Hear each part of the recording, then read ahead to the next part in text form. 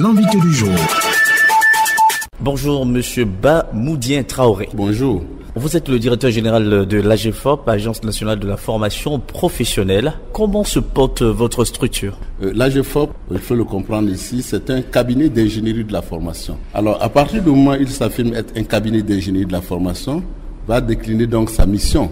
Sa mission essentielle, si je veux me résumer, cabinet d'ingénierie de formation, mission consistant essentiellement à la définition, à la mise en place des outils, la définition des stratégies de formation en vue de développer l'employabilité.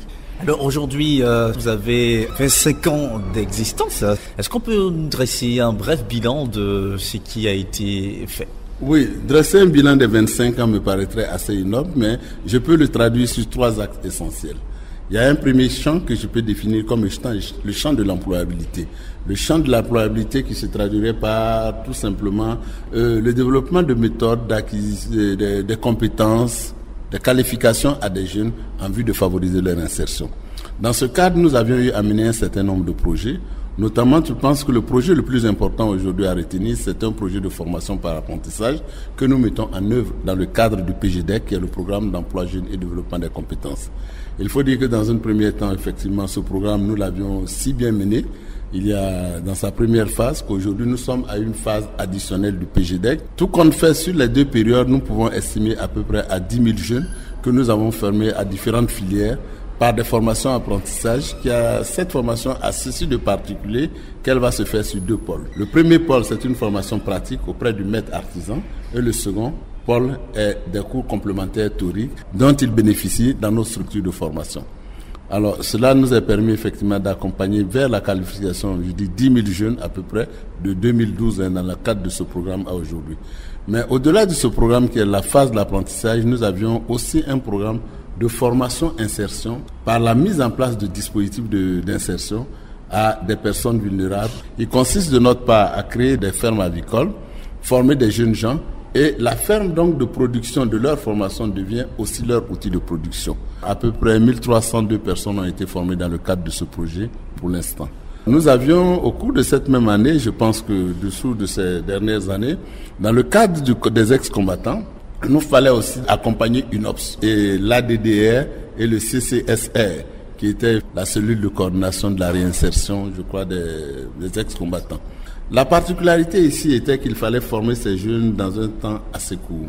Donc, il fallait donc, dans une approche d'ingénierie, définir de nouveaux profils de compétences relatives à des métiers pour pouvoir dispenser ces formations à ces jeunes gens. Il faut aussi voir que l'État nous avait accompagnés à mettre en place des incubateurs dans nos structures de formation pour former des jeunes gens qui sortent de notre dispositif de formation à acquérir des notions entrepreneuriales afin de pouvoir mener leurs propres affaires. Nous avions élaboré un répertoire emploi.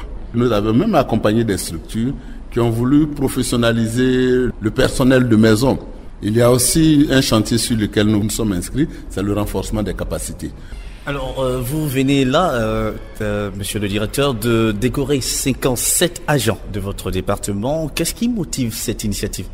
Vous savez, quand vous diront ils ont 25 ans à l'AGFOP, c'est des fonctionnaires.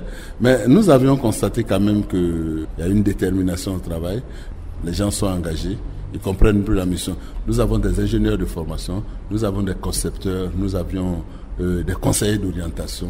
Tout cet ensemble-là constitue véritablement les ressources nécessaires à un cabinet pour son fonctionnement. Nous disons que ce qu'est le BNET aux infrastructures, il faut que l'AGFOP soit pour la formation professionnelle. C'est-à-dire structure conseil, structure d'élaboration, structure de contrôle. Alors pour clore notre entretien, monsieur Bamoudien, vous avez des projets pour l'AGFOP. Alors pour 2019, qu'est-ce qu'on peut retenir?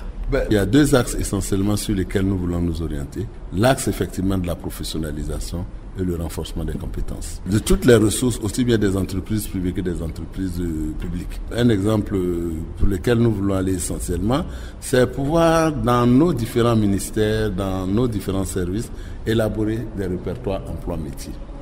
Élaborer des répertoires emploi-métiers, élaborer des profils de poste et puis véritablement faire, s'il le faut, des matrices de mobilité pour que dans la gestion des ressources humaines, les DRH puissent s'en servir. Voilà essentiellement les données sur lesquelles nous voulons nous orienter pour les années à venir. Merci à vous, Monsieur Bamoudien Traoré. Je rappelle que vous êtes le directeur général de l'AGFOP, Agence nationale de la formation professionnelle.